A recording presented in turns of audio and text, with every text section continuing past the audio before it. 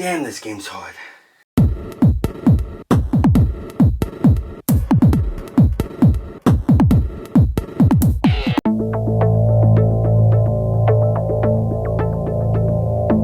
Dark Souls 2, Scholar of the First Sin. Dark Souls 2 is the third game in the Souls franchise. I skipped Demon Souls to play that after Dark Souls 3. So I'm doing Dark Souls 1, 2, and 3 first. And this one doesn't disappoint with the difficulty. This one's harder than Dark Souls 1. But is it in a good way or in a bad way? So let's start with the gameplay. The gameplay in this game is similar to Dark Souls 1. It's very similar in that aspect of this franchise. And so this doesn't really make a big competition when it comes to Dark Souls 1 when it comes to gameplay. The gameplay is practically the same. You upgrade your armor, you can upgrade your swords. They have the same weapons, same armor, same everything. And the leveling up system is different in this one. In Dark Souls 1 you can level up from your bonfire. The leveling up system in this one, you have to talk to somebody in Majula, and that's the hub area. So you could talk to her, level up. So you can only level up in one spot, which I appreciate that different with it. And another difference is when you die. If you die in this game, your health starts decreasing and decreasing. So it makes it so you have to wear this ring, where if you are hollow, which means you died, it won't deplete your health as fast. And that's the worst part of this game. I don't like that at all, because if you don't have a humanity and you have like half health, you're done for. You have to go somewhere to get humanity. Getting humanity in this game is actually easier than Dark Souls 1. It's very easy, because there's a place where you kill these skeletons and they give you humanity no matter what. 100% drop. And that's what makes this game good and bad. It's mostly because of the gameplay is a little mixed up with some spots. But with the fighting, it's the same as Dark Souls 1. The rolling is the same. The dodging is the same. Everything's practically the same besides the humanity part and the leveling up system. And that's what makes this game different. But it's really similar to Dark Souls 1. When I was playing this one, the gameplay just reminded me of Dark Souls 1, which Dark Souls 1 did have good gameplay, but I was hoping for something different.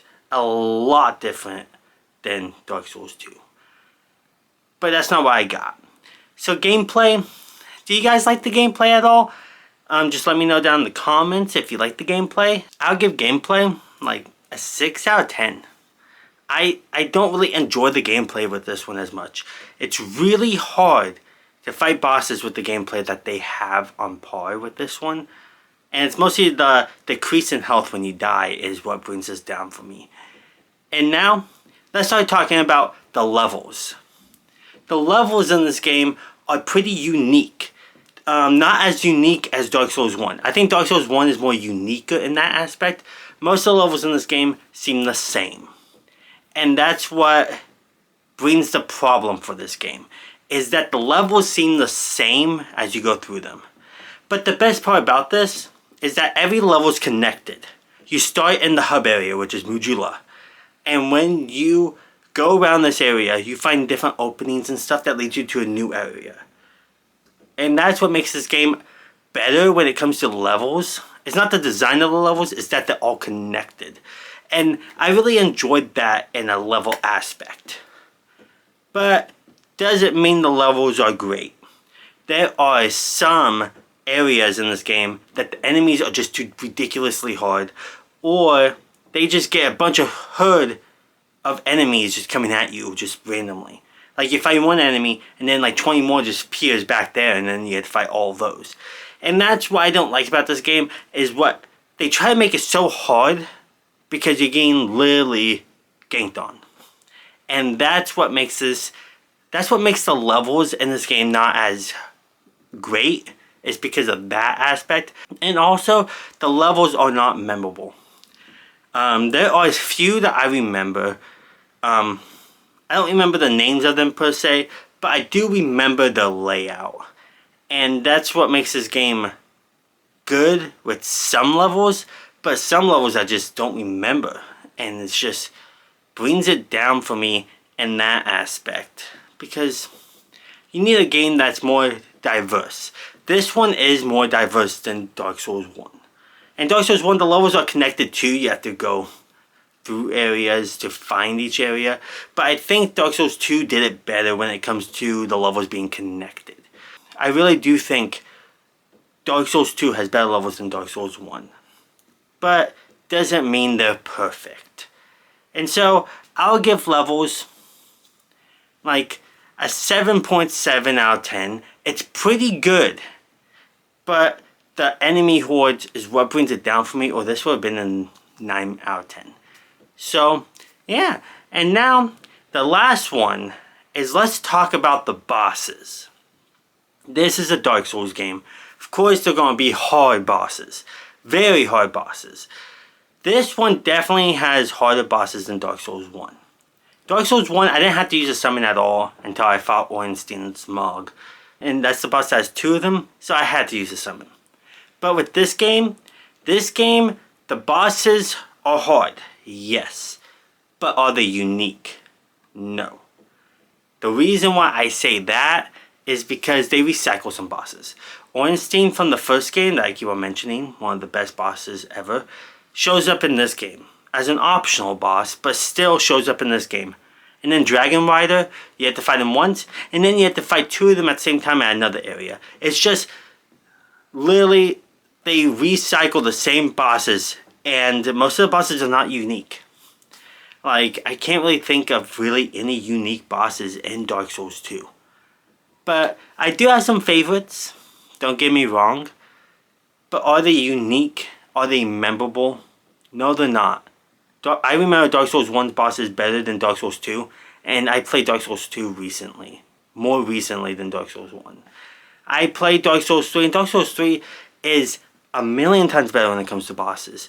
So Dark Souls 2, the weakest part is easily the bosses in this game. That's the weakest part of this game. Like, the levels are pretty fun. The gameplay is pretty enjoyable. But are the bosses enjoyable? No, they're not.